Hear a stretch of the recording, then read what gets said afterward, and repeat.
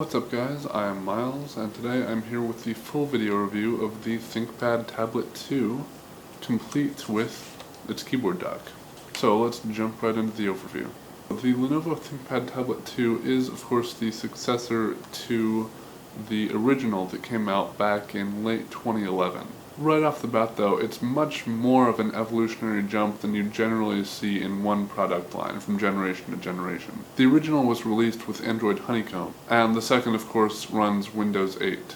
That alone is an enormous difference. You get a huge advantage with Windows 8 over Android. Not that Android and iOS haven't found their place in the business market in the last few years, but Windows has an enormous ecosystem of programs and software in comparison to either Android or iOS. It also allows for much more seamless multitasking and productivity work.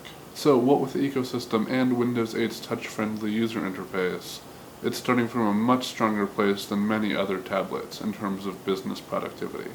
The ThinkPad Tablet 2 is intended as a business device, one that puts function above form, but it's quite a nice looking device all the same. At a mere 0.34 inches thick, it's actually slightly thinner than the Retina Display iPad, which comes in at 0.37 inches. It's very sleek in a slightly industrial type way that ThinkPad devices have always had. On the top of the device we get the stylus silo, the SD SIM card slots, thoughtfully hidden under a rubber panel, and the power button. On the right side we have a 3.5mm headphone jack, a volume rocker, and an orientation lock button. On the bottom we have a docking port and a mini HDMI port. The left side gets a full-size USB 2 port and a micro USB port for charging. The design of the rear of the tablet is marred slightly by the fact that it comes not only with a Windows sticker but two others of various other hardware manufacturing information. The plus side of this is that they're all just stickers and they will come off if you put a little bit of effort into it. The great thing is that all of this comes in at a very light 565 grams, and thanks to a soft touch finish on the back and sides, it's extremely comfortable and secure to hold. I have mixed feelings about the keyboard dock for the ThinkPad Tablet 2. In keeping with ThinkPads of the past, the keyboard itself is great. You have responsive keys, lots of travel, it's a nice typing experience. On the other hand, rather than actually docking with the keyboard, the tablet just rests in a groove against a support, and it connects via Bluetooth. This isn't at all a problem in terms of battery life. The battery in the keyboard is great. It also charges via micro USB, and it rarely needs to be recharged. The con of this setup is that you're more limited in your usage of the device while using the keyboard dock.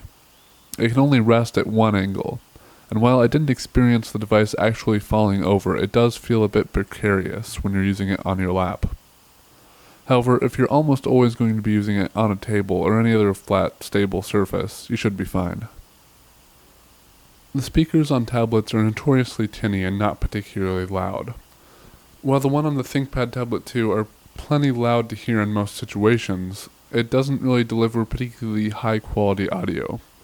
For watching YouTube, maybe listening to a bit of music, it should be fine, but for any serious audio work or any audio files out there, you'll want headphones. When this tablet was announced, there was speculation about whether it would or would not be useful due to the processor being an Intel Atom series. Atoms got a bad name years back when they were used in netbooks, and that bad name wasn't without reason. They could run the operating system, do basic web browsing and word processing, but they weren't good for much else, and they weren't particularly fast at doing any of those things either. Fortunately, the modern Atom chips are hugely improved. You're still not going to want to use this as a video processing machine or for gaming, but they're much faster than they used to be. And we also get great battery life, around 10 hours of normal usage. The ThinkPad Tablet 2 display, like that of its cousin in the ThinkPad Helix, is fantastic. Viewing angles are nice and wide, it's bright, colors are vibrant and accurate. Even in direct sunlight the display is very readable. Really, the only way I can fault the screen is that at 1366 by 768 it's not particularly high resolution. However, not everything has to be 1080p or higher, especially in a 10-inch screen. Stylus input, as on the ThinkPad Helix, is easy to use and accurate thanks to a Wacom digitizer. As has been the problem in previous lines of these digitizers, however, accuracy does go down when you're writing within about a centimeter or so of the very edge of the screen. but it's not hard to avoid those areas without going too far out of your way. The ThinkPad 2 is a worthy continuation of the product line. It's not great for every type of work, but for what it is intended for, it excels.